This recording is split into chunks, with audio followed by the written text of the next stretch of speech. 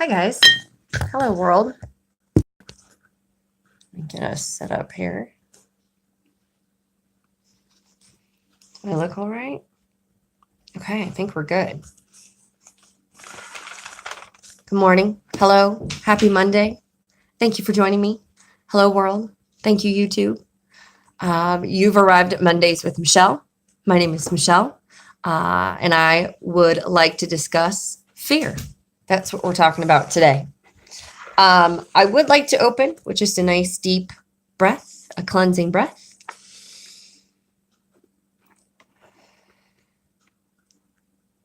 One more if you want to. That is very nice. And it's so funny to, when you get caught up in everyday stuff, just a couple breaths like that are so wonderful and so cleansing. So today's episode is about fear. Fear is something I resonate with quite a bit on a regular basis. So I kind of wanted to bring that up, see what your guys' thoughts and feelings on it are. Wanted to open up with a quote. Everything you want is on the other side of fear. And that's by Jack Canfield.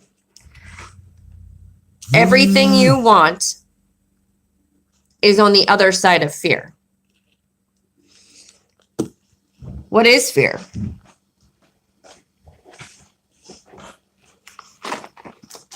According to Webster's dictionary, fear is a noun, dread, alarm, unpleasant emotion caused by coming evil or danger. Revere, hesitate, shrink from. I think that's a pretty good definition. When I Googled it, an unpleasant feeling triggered by the perception of danger, real or imagined. That was very interesting to me, that definition. An unpleasant feeling triggered, which is a big buzzword nowadays, by the perception of danger, real or imagined. The perception of it. Because as we know, everyone's perceptions are completely different. And your perception determines your reality. Sorry, it looks like we had an earthquake there. My cat was itching herself. Okay, so back to fear. Where does it come from? When you are born as a human baby child, you are born with two innate fears. One being loud noises. And that kind of makes sense. That freaks everybody out. Every living thing, I feel like, reacts in to a loud sound. And the other is falling. Also something that is quite important. So if as a child or as a baby, my dog wants to come in and say good morning as well. It's her birthday today. This is Alice. Okay, get down. Sorry.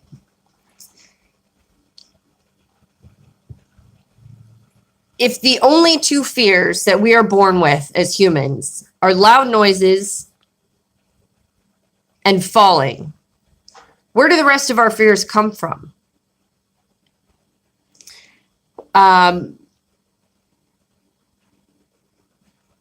In my opinion, other people. I feel as if we soak in others' fears when people out of their own insecurity, whatever that might be, when out of their own insecurity, they tell you how you should be living your life or how you should be acting or,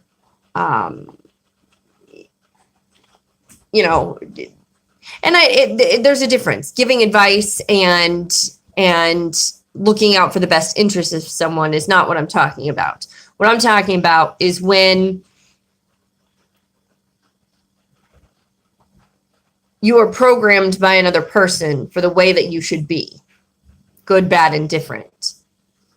I would hope that as parents, we want the best for our kids, and we're going to try not to impression their spongy little brains with our bullshit.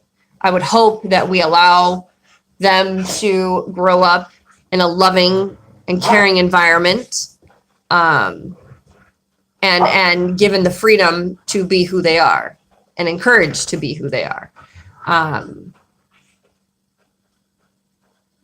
I think sometimes people make up fears to avoid a situation. I've been known to do that. My youngest daughter does it all the time. She'll pretend she has a phobia, and I'm like, what are you doing, kid? She's dramatic. Oh, and I wanted to read this. Excuse me. Figured we're going to be here for a while. Okay. I wrote this down. Fear is modulated by the process of cognition and learning. And I had to look up these words. I can pronounce them, but to get the true definition, I wanted to make sure I had that for you. Fear is regulated by the process of perception, or the act of knowing, and learning.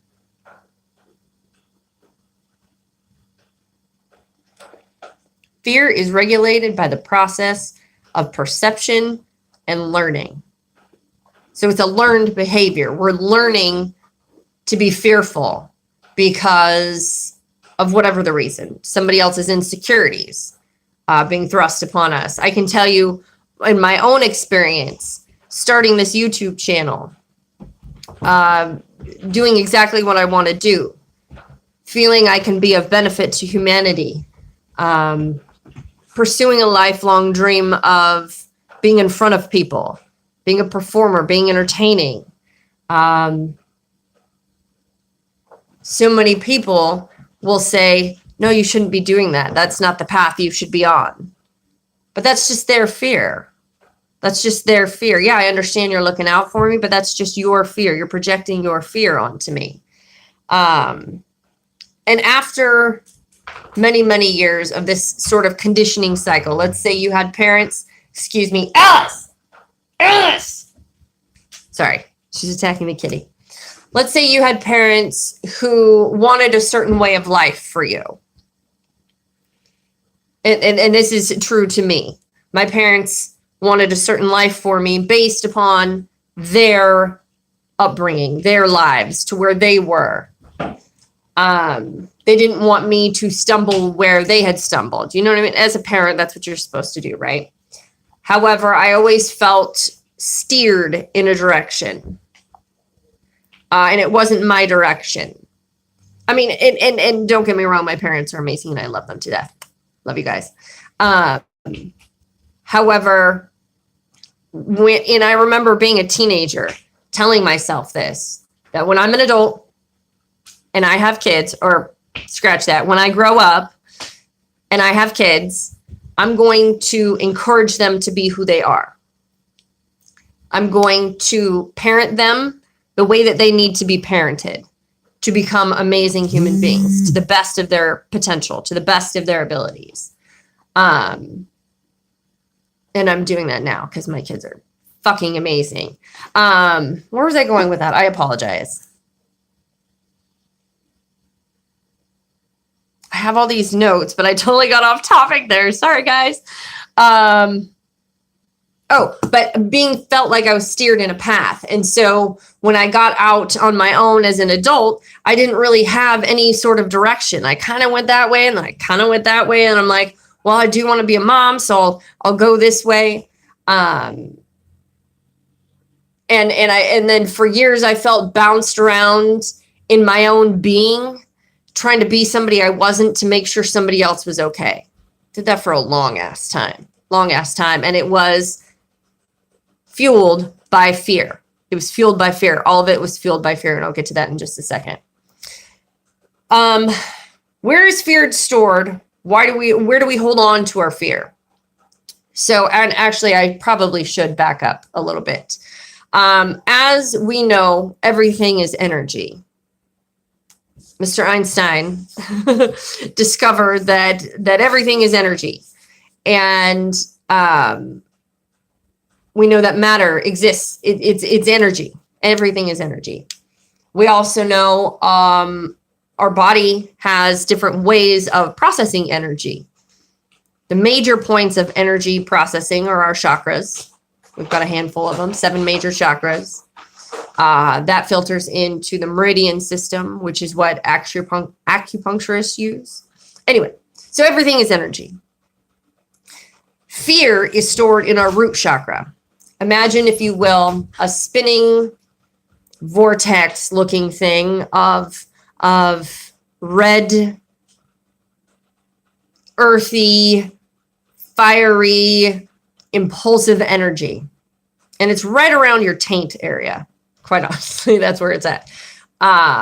Imagine that to be there. That is where fear originates. And as you can imagine, if that energy source is blocked, you're living in fear. You're operating in fear. Everything you do, your reactions, everything is fear-based. You love out of fear. Like, imagine it, if you will, that it's there's so much fear down in there, and it's clogging up everything. And those fear particles, like on a fire, the wispies on a fire. Alice, come here. They are filtering up into the other chakras. So it's like you're not getting a clean filter on your energy when you allow that fear to hang out. Let me share something with you. This is what I thought was very interesting. Chakra for Beginners by David Pond. This is a great book. It's such a clap it out for you, easy read. He states, fear is meant to function as an alarm, not as a state of consciousness. By knowing how to activate and balance your first chakra, you can disengage from a fear-based mentality. That's one thing that I've really been studying hard on lately is the chakras, the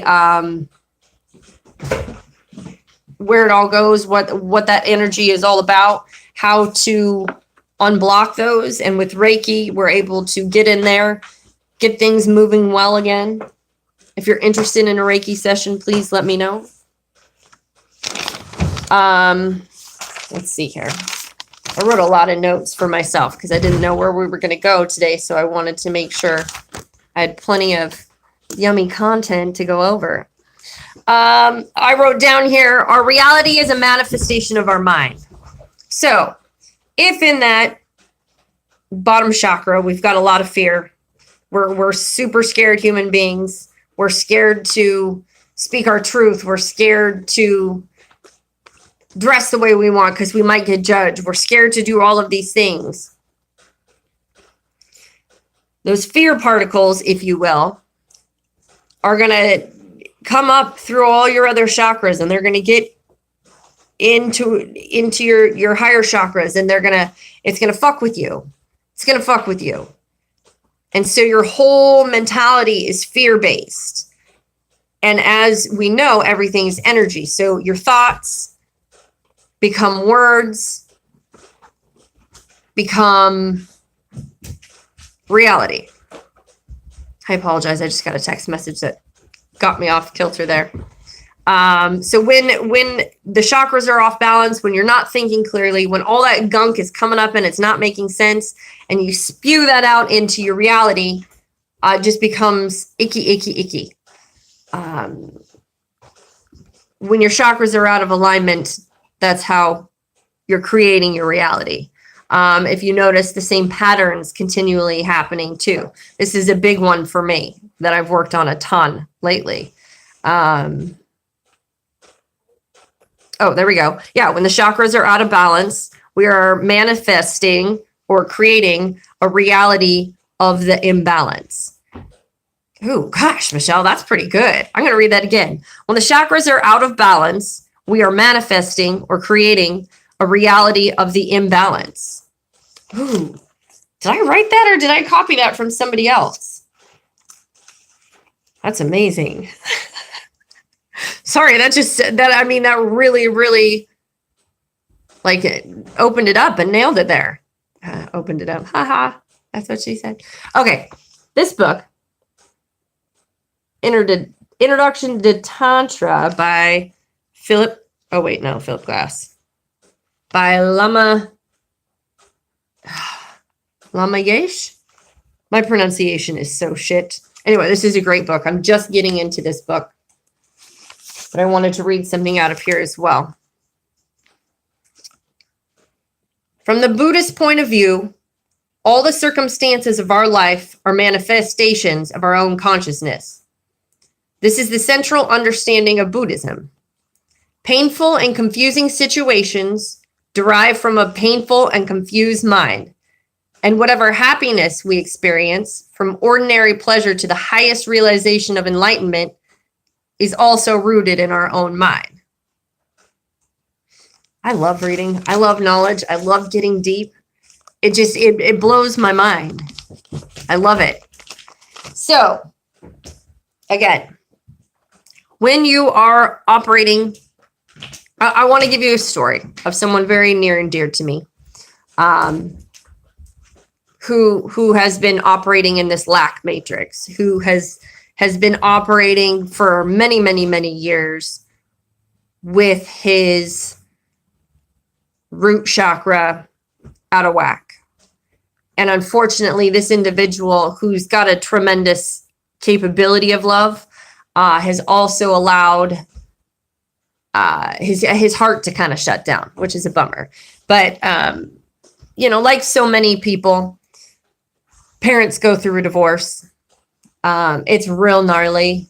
The kids get involved. They're put in the middle of it. They feel like they have to choose sides. And from that experience, they just shut down on the thought that they could ever be loved, because they look at their parents like, oh my God, I love my dad so much. And oh my God, I love my mom so much. Why couldn't they figure it out? I can see where that would be damaging to a little baby, and without properly working through it and coming to terms with it, your shit starts to shut down and you start operating in fear.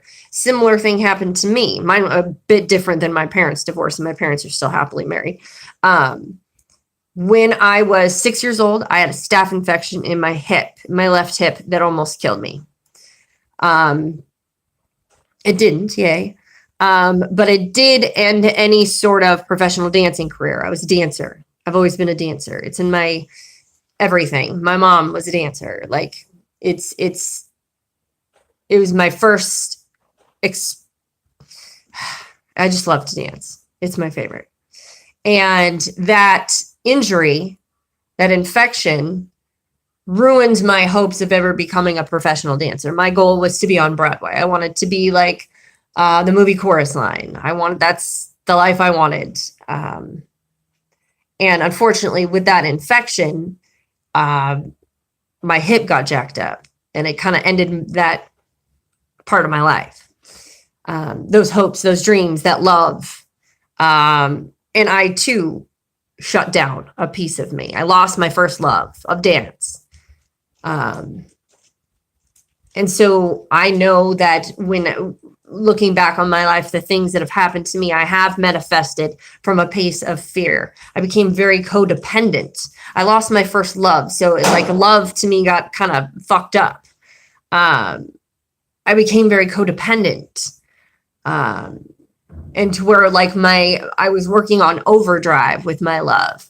And it's just been recently where I've kind of been able to back off and love myself more than anything else, which has been fantastic. I suggest you do the same because it's fucking great. But those are just small examples. And I mean, we can get into my crazy story of a life later. However, when you create out of fear, you create chaos in your life is moral of that story. I wanted to share another story with you of my best friend, Evan, who's amazing. If you're watching, Evan, I love you. He was also in a place of lack many years ago and tried to put a big fat band-aid on it using drugs and alcohol. Most of us have been there, done that. I was his bartender. We met while I was his bartender. And he, at the time, was so broke that he would clean the bathrooms for me so I would buy him beers. And this is just 5.5, 6 short years ago. Short years. Time is irrelevant. So, and he would get smashed, like fucked up smashed. And he made a conscious decision to love himself more than anything else. He made a conscious decision to face every single fear that he had been holding on to his entire life. He made a decision to come into life head on with zero fear. He just recently, over the last like 2-ish, 3-ish years, became a machine operator, a heavy equipment operator. It's called an ABI. And they do some intense shit. Not many people know how to do it, and not many people know how to do it as accurately as he could do it. But he was working for this company that just sucked. And he's like, I'm going to be a crane operator instead. I'm going to go make lots of money being a crane operator. And that's exactly what he's doing. Like, and it's crazy to watch him in his full on sobriety, in his no fear, not giving a fuck about anything anymore, except for what he wants and what he truly desires in this lifetime. And he has gone after it with zero fear. And that is how you manifest miracles. I wanted to share that little tidbit with you as well.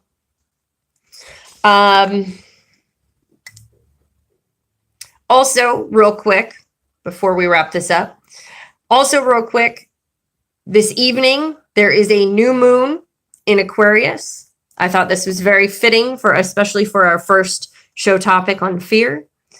New moon is in Aquarius. This is and with new moons, it's a chance to rinse, to get rid of it all. We're also in Aquarius. Aquarius is the water bearer. Wash away what no longer serves you. Get rid of it. It's okay to let it go. You got to get rid of that excess guck energy if you want to experience the true light and let the amazing opportunities that life has for us to come into your life. But you got to get rid of the negative shit. You got to get rid of the shit that's no longer serving you. Let go of attachment. It's going to bring you to emotional freedom. I have another friend who has decided to quit drinking, quit smoking pot, quit smoking cigarettes, and quit cocaine. Not that he had a problem with any of those, but it's just like, you like to party, whatever. He's decided he's quitting all of that. And I let him know that today, that on this new Aquarian moon, like that's the perfect timing. Like, get rid of it. It's no longer serving me. My divorce paperwork is being filed today. Like, there's another example. Get rid of it. Like, if it's no longer serving you, if it's not right in the now, then get rid of it. If it's supposed to come out, we'll worry about that later. If it's supposed to come back, it will. If it doesn't, that's cool too. It's a great time to practice detachment. And detachment isn't not caring. Detachment is not being attached to the results and going with the flow. The more in the flow you get, the more in tune with you get, you can identify those fears more quickly. And that's the great thing about Reiki. If you're interested in a session, please let me know. You can email me. What's my email address? michelle.mhcenter@gmail.com. Again, michelle.mhcenter@gmail.com. Sorry. Nice little plug for myself there. But the Reiki does that. We get in there. We figure out what blocks we've got. Get into the energy. Pick it out. Deal with it. And then move on. It's that easy. That's why I love being a Reiki practitioner. I've done it for myself. I'm doing it for those around me. I can do it for you if you want, you know. But it has changed my life tremendously, tremendously. I wanted to quickly close with another quote. This is from Marianne Williamson. She says, "Our deepest fear is not that we are inadequate. Our deepest fear is that we are powerful beyond measure. It is our light, not our darkness, that most frightens us. Your playing small does not serve the world. There is nothing enlightened about shrinking so that other people won't feel insecure around you." Let that sink in. I love that. Your playing small does not serve the world. Fuck yeah, dude. Fuck yeah. Okay, so I'm going to go ahead and wrap this up. Thank you so much for joining me. Thank you so much for watching later. Thank you so much for giving a shit. I dig it. I hope this finds you well. I hope you're having a wonderful Monday. If you have any show ideas, please, or topics of discussion rather, please throw a comment in the box below. If you're on your phone, you scroll all the way down, you'll get to a comment section. Then you can be like, "Hey, Shell, what's up?" You can do whatever you want. But you can leave it there. You can also email me, mondaymichelle619@gmail.com. And that's just mondaymichelle619@gmail.com. If you're interested in a Reiki healing session, please let me know. You can find me on Facebook, Messenger, Michelle Waugh, Waugh, or you can email me, michelle.mhcenter@gmail.com. If you'd like to follow me on Instagram, I'm a huge grammer. I love it. Michelle Mybell 619. Love you all. Namaste. Have a wonderful